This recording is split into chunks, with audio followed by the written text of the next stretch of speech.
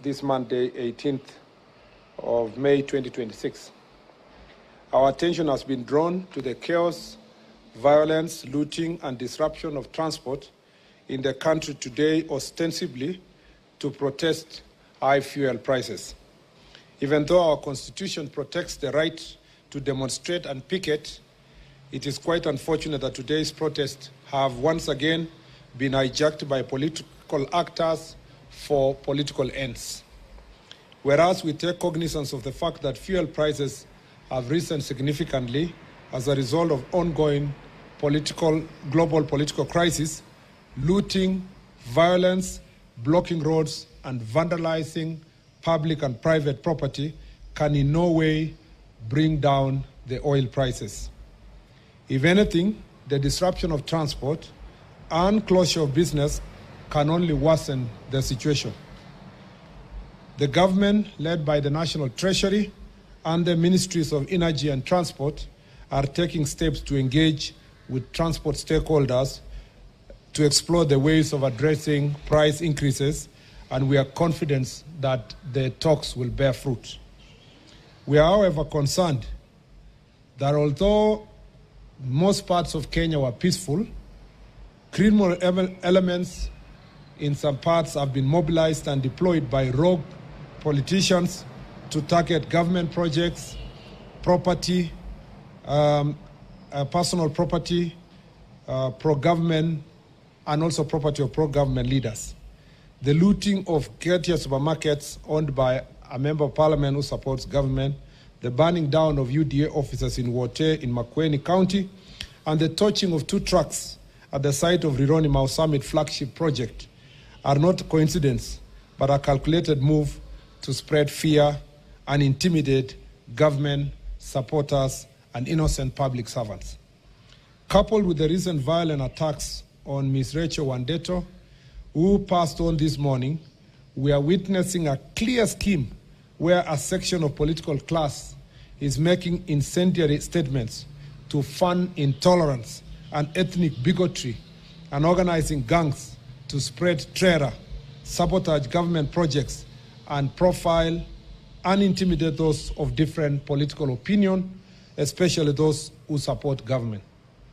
We wish to reassure the country that the government will do everything in its powers to protect lives and property, and at no time would lawlessness be allowed to take root in any part of our country.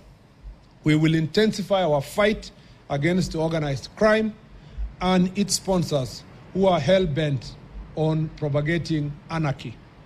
The full force of law will be brought to bear on the organizers of today's violence and wanton destruction of property. In fact, it is about 348 of them perpetrators have already been arrested. It is quite unfortunate also that 4 Kenyans in today's violence, which also saw more than 30 people, it's unfortunate that we lost 4 Kenyans in today's violence, which also saw more than 30 people injured. It is very regrettable that there are politicians in this country who measure the success of opposition to the government by the number of innocent lives lost in the demonstrations they organize. This is the lowest form of politics and the most wicked manifestations of self-interest. To the leaders who have been profiling Kenyans of different political opinion and calling them traitors, we shall hold you personally responsible for the lives lost and property destroyed as a result of your statements. You will be answerable now and in the future. I commend Kenyans who went about their business in peace, and actually, largely in most parts of the country, Kenyans went about their business in peace, but also there are some public transport owners who protested in peace by just keeping off the transport system without really interrupting other people's lives. And we regret, in some cases, disruption of transport and businesses that have been looted, including a supermarket in Naivasha, which, as by the time we were coming here, was still facing invasion by goons. Let us remain calm as Kenyans as relevant government agencies address the issue of fuel prices. To those traveling, our security agencies are under instructions to ensure our safety. All the roads that were blocked have now been cleared and are ready for safe passage. I thank you. I will take, I just want to emphasize here that we appreciate Kenyans, many Kenyans in many parts of the country, and especially the Matatu owners, the transport industry. They went about their protests peacefully, ensure that their vehicles were not on the road, but in no way did they disrupt other people's businesses. But in some cases, we know that the usual political actors took advantage of the protests to organize goons, gangs, and criminals who attacked businesses, particularly in Naivasha, in Nyeri town, slightly in parts of Kithurai, a small part of Kirinyaga. There was an attempt in Rongai and in Kitengela, and a particular attempt in Kakamega to invade the NCB, National Cereal and Produce Board's stores to loot the property there. Otherwise, in the rest parts of the country, it was peaceful, including Nairobi CBD. I will take a few questions. Okay, thank you. My name is Ken from People Daily. Just wanted to know the 4 people who lost their lives, under what circumstances they lose, and then the issue of petroleum. I mean, is there a likelihood of the price decreasing? That is the demand by the Matatu sector. Thank you. One is that as for those who lost their lives, investigations are ongoing. It will establish exactly whether it is persons or criminals who came into attack with police officers, or is it goons or criminals who attacked civilians. So we leave that to the investigators to establish the exact situation, whether these are innocent civilians, innocent citizens, or were they criminals who died in the process of being apprehended or being dealt with. And on the question of oil prices, as you may be aware, there is an ongoing meeting now between the ministries of Treasury, Transport and Energy with the stakeholders, the transport sector.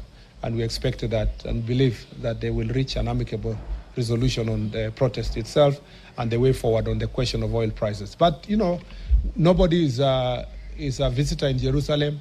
The world is such an open place. We all know why these prices are high. And I appreciate Kenyans who are going about this issue peacefully.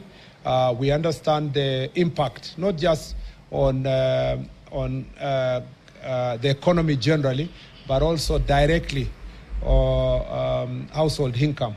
And we sympathize with the situation. You know that the government already subsidized, reduced fast taxes, and then used oil subsidy to try to contain the escalation of prices. And I believe that anything that can be done will be done to ensure that we protect our country. But let's be honest, as a country, sometimes, because everybody's trying to look good, including even us who are in government, sometimes we don't face directly and tell people exactly how serious that situation is. The situation that is happening in the Strait of Hormuz and the fights in Iraq and the whole disruption of the oil supply chain is actually very serious. And many countries are suffering. Our neighbors, a number of countries in our neighborhood, don't have fuel in the first place. Forget about the prices. They don't have it. And some countries have told their citizens to stay home and work from home. In some cases, you have situations where people are rationing so that you can get certain liters of fuel per week. This is very serious in other countries. But because of the foresight and the G2G program, we at least have guarantee of supply of the fuel, even if it's in a higher price. There is a guarantee. It would be worse if we completely didn't have fuel. it would be even worse. And we need to face this situation directly as citizens of Kenya, to tell ourselves where are we, what is the situation in the world, and where should we go to, how much of our taxes should be used to contain the oil prices, and whether, that is, to what extent that can resolve the problem. So this is a conversation that is ongoing, and I want us to do it in a civilized environment. Those who have contrary opinions to bring their opinions on the table, and not really engage in acts of violence. And that's why I'm saying today was, however much we witnessed some lawlessness in some areas, largely, I can say 90, maybe 98% of the country was secure, even 99. The 1% was a few spots where some political actors decided to engage criminal elements in acts of lawlessness and violence. My name is Daniel Msare from Daily Trends. Okay. My name is Daniel. Oh yeah, I'm being reminded that I had said the problem of oil prices in Iraq instead of Iran. Oh. So if there was that kind of slip of the tongue, I will please go and correct you accordingly. Yes.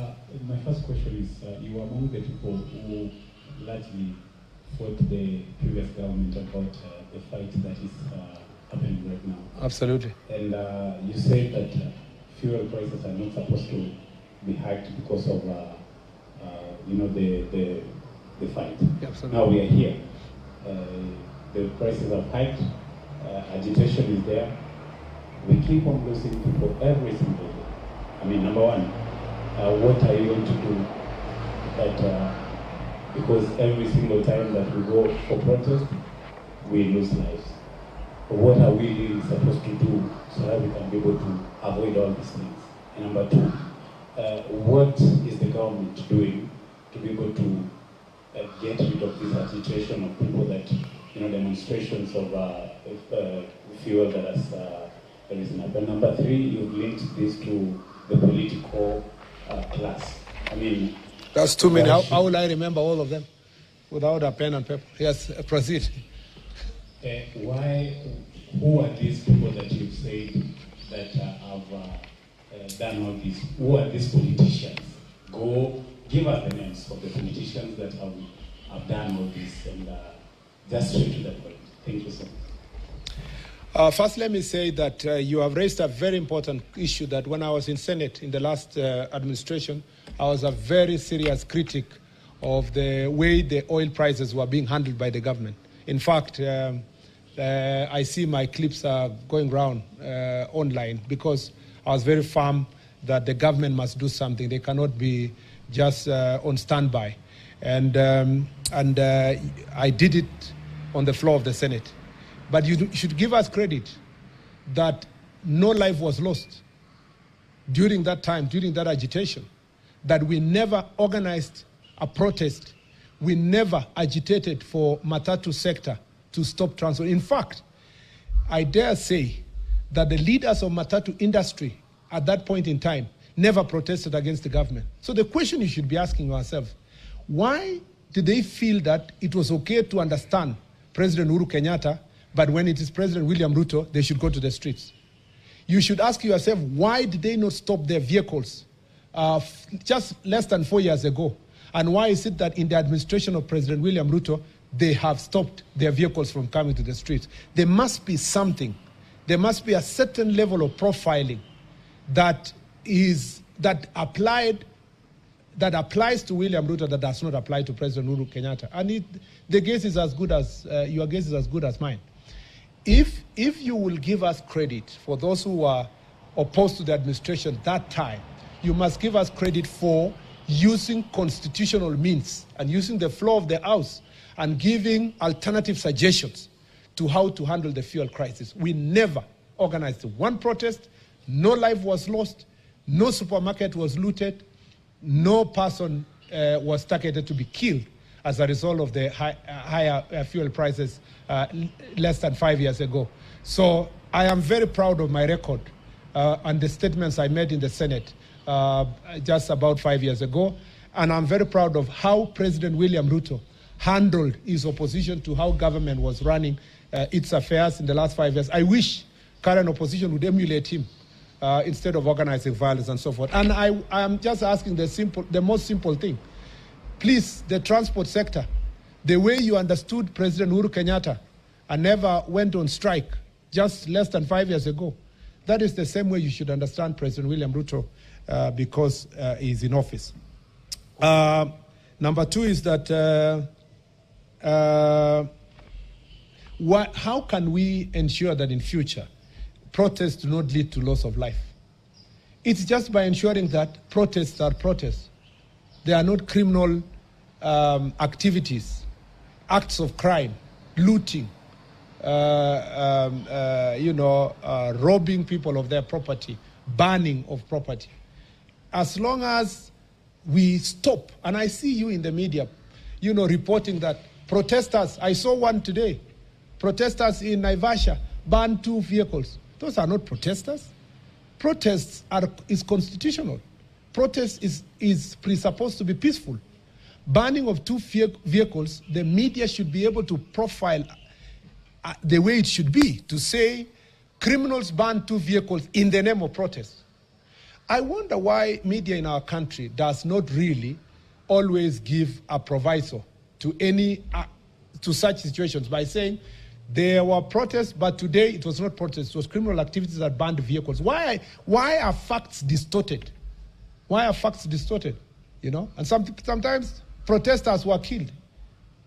Probably criminals who were looting were killed. They were not protesters. So let us characterize any peaceful protests will be protected in this country. And I don't think any one life will be lost in a situation where the protest is peaceful. So let it be protests, not criminal activities, and life will not be lost. The last thing I'll say is that who are these politicians we are talking about? The investigations are not going, but the incitements, the people who have been inciting, particularly that the former deputy president is on record inciting people who have a different opinion and telling people in his backyard that anybody who is having an alternative political opinion supporting President Ruto is a traitor, and the traitors must be punished.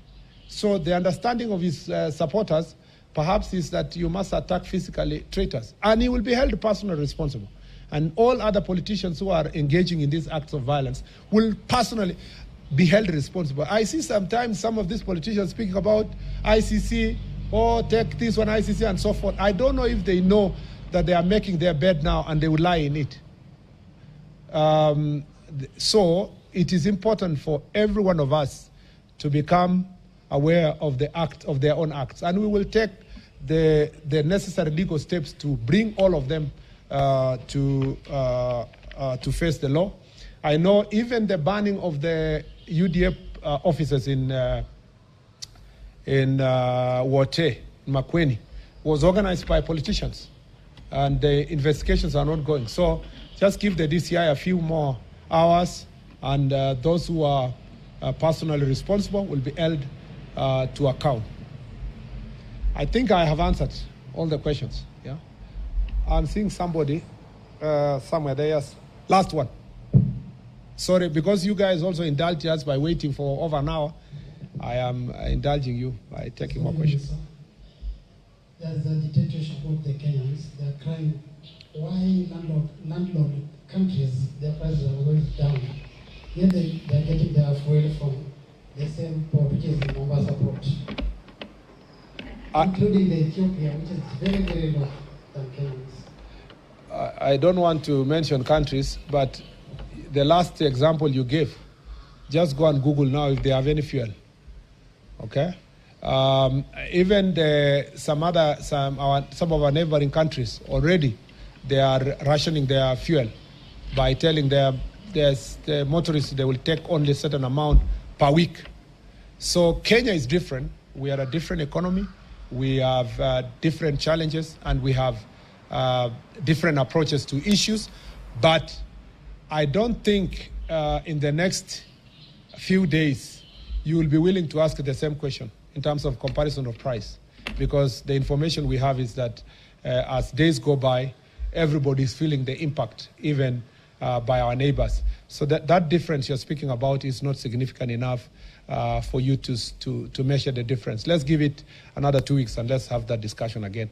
But the most competent institution to respond to your question, of course, is the Ministry of Energy, and because of the meeting they have at the moment and the Treasury and so forth, they will answer that question accordingly. The question you should also be asking is that how come in many countries where they have higher fuel prices, why are they not protesting by stopping public transport? Logically, the fact that the fuel is there should have guaranteed public transport, maybe at some slight higher cost. Then when government comes in, they would ask themselves, do we cushion the fuel prices or cushion the service provider by giving certain subsidy? But to say the fuel is there and you are not going to be able to continue public transport, I think it's unfortunate. And I'll tell you, just ask yourself a fundamental question. There is a reason why 5 years ago, under the leadership of President Uhuru Kenyatta, the public transport owners did not go on strike, and they decided at this particular time, in the administration of President William Ruto, they went on strike. That is a question that should prick your conscience and the conscience of any person who is willing to think through this issue. Asanteni sana. May God bless you. Thank you very much.